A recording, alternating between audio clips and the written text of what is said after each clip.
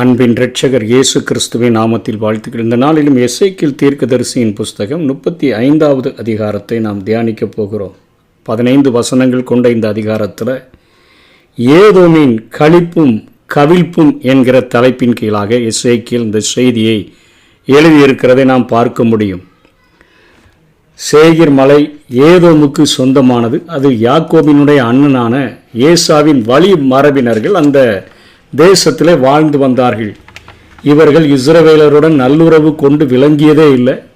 இங்கும் எசேக்கியேல் ஏதோமின் அழிவுக்கான காரணத்தையும் அதனுடைய அழிவுகளையும் இங்கே பட்டியலிடுகிறதை பார்க்கிறோம். இந்த அதிகாரத்தில் ஏதோமின் அழிவுக்கான காரணம் என்ன, ஏதோமில் வரக்கூடிய நியாய தீர்ப்பு என்ன, நியாய தீர்ப்பு எப்படி நிறைவேறிச்சு அப்படிங்கிறத இந்த 15 வசனங்களுக்குள்ளாக எசேக்கியேல் எழுதி வைத்திருக்கிறார். அழிவுக்கான காரணத்தை வசனம் 5 சொல்லுகிறார். பழைய பகை என்று சொல்லி அவர் முதல்ல சொல்லுகிறதை பார்க்கிறோம். பழைய பகையை அது மறக்கவில்லை என்று சொல்லி, நீ பழைய விரோதத்தை வைத்து அப்படின்னு சொல்லி தான் முதல்ல அவர்களுடைய காரியங்களை குறித்து இங்கே எசேக்கியேல் சொல்லுகிறார்.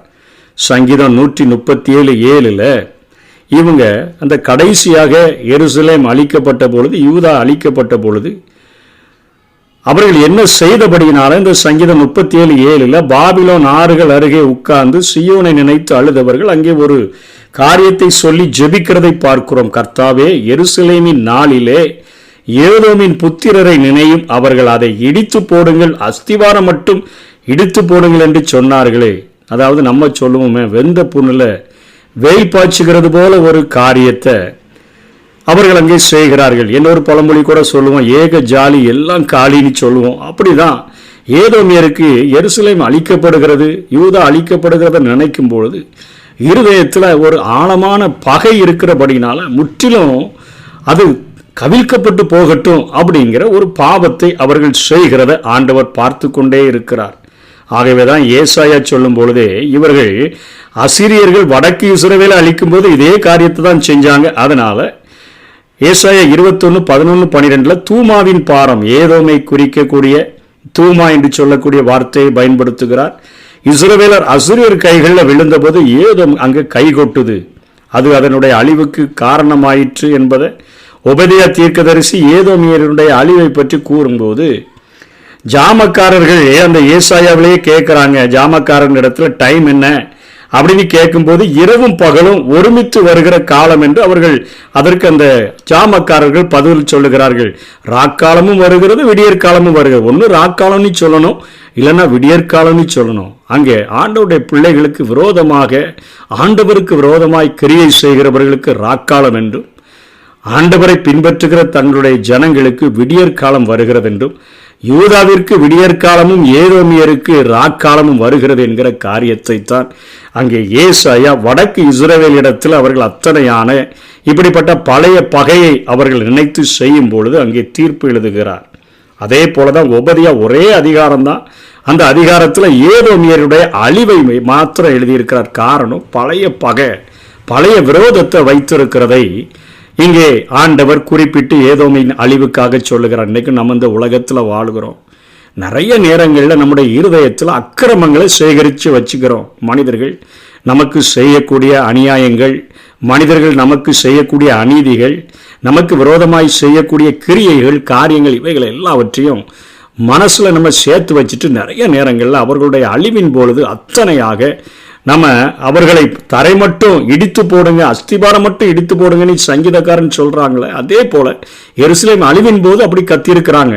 அந்த காரியங்கள் இருந்துச்சுன்னு சொன்னால் நிச்சயமாக தேவனுடைய நியாய தீர்ப்பை குறித்து ஆண்டவரே சொல்லுகிறார்.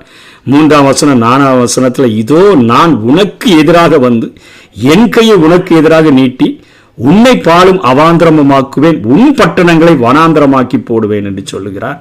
நீ பாழாய் போவாய் என்று உன்னை உண்டாக்கிற ஆண்டவரை அத்தனையாக எச்சரிக்கிறத பார்க்கிறோம். எதிராக வந்து அவர் கையை நமக்கு விரோதமாக நீட்டி, அவர் நம்மை பாலும் அவாந்திரம்னா வேஸ்ட் நிலத்தை போல மாற்றி பட்டணங்களை வனாந்திரமாக்கி போட்டு நீ பாழா போவான்னு சொன்னா அது எவ்வளோ பெரிய தண்டனை. நம்முடைய இருதயத்தில் ஒருவேளை இப்படி பழைய பகையை வைத்து கசப்புகளை வச்சு நம்ம வாழ்ந்தோன்னு சொன்னால் நிச்சயமாக நம்மை உண்டாக்கின ஆண்டவரை இவ்வளோ பெரிய ஒரு அழிவான தீர்ப்பை எழுதி வைத்திருக்கிறத வேதத்தில் பார்க்கிறோம். அதனால தான் யோசேப்பை ஆண்டவர் ஆசீர்வதிக்கிற அந்த நாட்களில் யோசேப்பினுடைய வாழ்க்கையில் நடந்தது, அவருடைய தாய் இறந்து போனா, தகப்பன் மாத்திரம் நேசிக்கிறார். ஒரு பலவர்ண அங்கிய நிமித்தமாய் சகோதரர்கள் அவனை மிகவும் பகைக்கிறார்கள். தகப்பனுடைய கட்டளையை பெற்றுக்கொண்டு தன்னுடைய சகோதரர்களை அவன் தேடி சென்ற பொழுது அவன் திரும்பவும் அவர்கள் சீகேமில் இல்லை தோத்தோனுக்கு போயிருக்கிறாங்கன்னு சொன்னான். அன்னை மேலே வச்ச பாசத்தின் நிமித்தமாக அவர்களை தேடி போன பொழுது அவனுக்கு கிடைத்ததெல்லாம் அவனுக்கு அடியும் உதையும் குழியில் தூக்கி போட்டு பலவர்ண அங்கியெல்லாம் கிழிச்சு அதை ரத்தத்தில் தோய்த்து அவனை ஒரு காட்டு மிருகம் அடித்து கொண்டுருச்சுன்னு சொல்லுகிறதற்கான திட்டங்களை, கொலைபாதக திட்டங்களை சகோதரர்கள் தீட்டுகிறார்கள். குழியிலிருந்து தூக்கி மீதியானியருடைய கைகளில் விற்கிறாங்க. போதிபாரின் வீட்டில் இருக்கிறான், அங்கேருந்து சிறைக்கு மாற்றப்படுகிறான். அங்கேருந்து அரியணைக்கு போகிறான், கல்யாணம் ஆகுது. முதல் பையன் பிறக்கிறான், மனாசே என்று பெயரிடுகிறான்.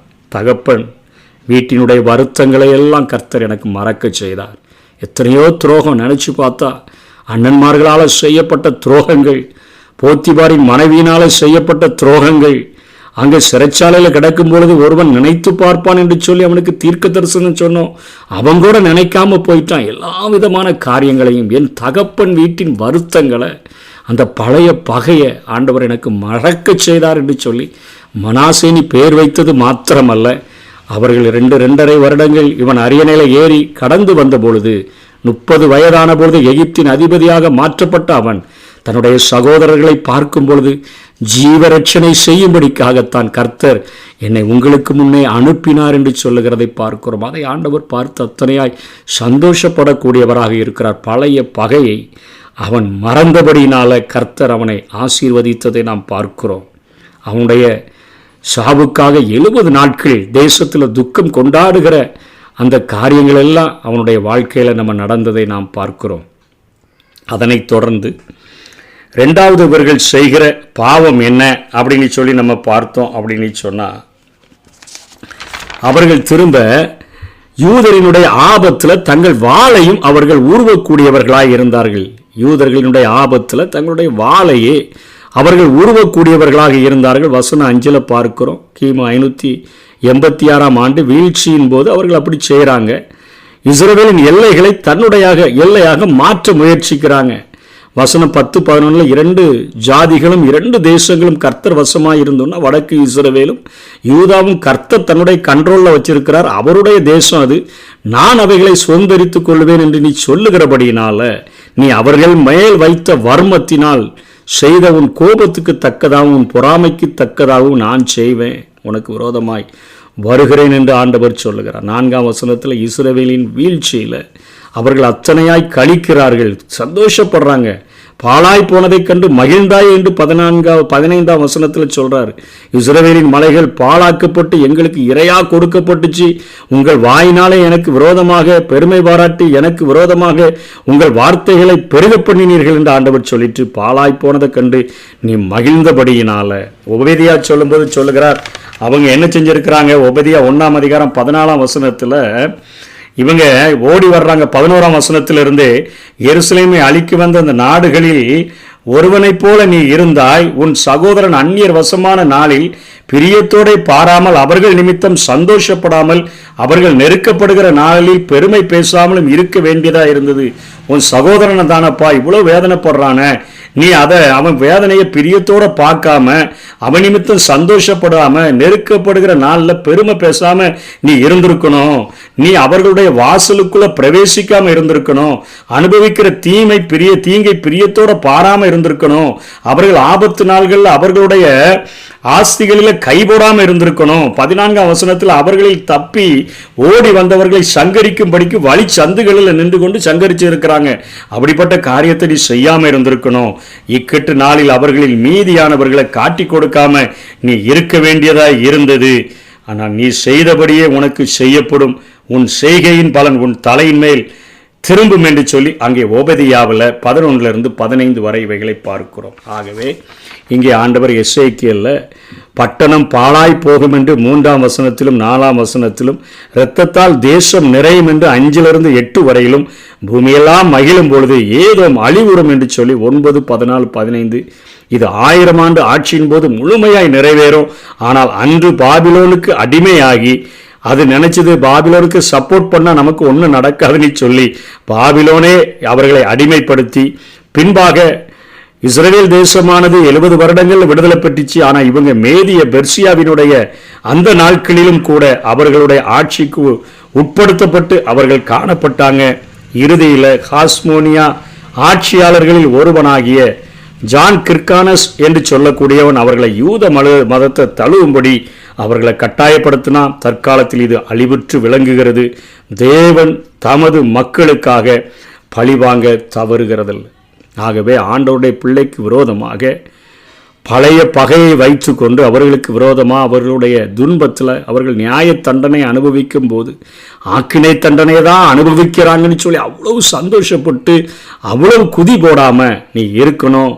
ஏதோ ரொம்ப கழிச்சுதுன்னா அது கவிழ்க்கப்பட்டு போகும்.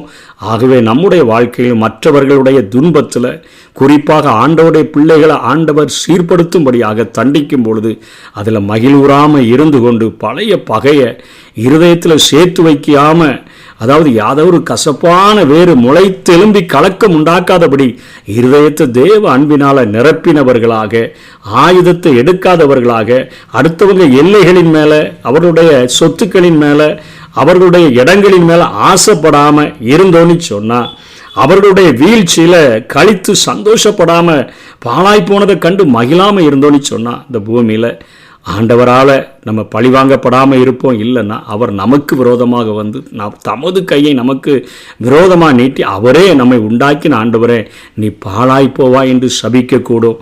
ஜாக்கிரதையாய் வாழுவோம். கர்த்தர் தாமே நம்மை ஆசீர்வதிப்பாராக. ஆமென். உலக பெருமை சிற்றின்பம் உதறிவிட்டேனையா, உலக பெருமை சிற்றின்பம் உதறிவிட்டேனையா, கசப்பு வெறுப்பு காயங்கள் கடந்து போனதையா, கசப்பு வெறுப்பு காயங்கள் கடந்து போனதையா, அர்ப்பணித்தேன் அர்ப்பணித்தேன் அர்ப்பணித்தேன் நான் அர்ப்பணித்தேன், ஆவி ஆத்மா சரீரம் அர்ப்பணித்தேன், என் ஆவி ஆத்மா சரீரம் அர்ப்பணித்தேன்.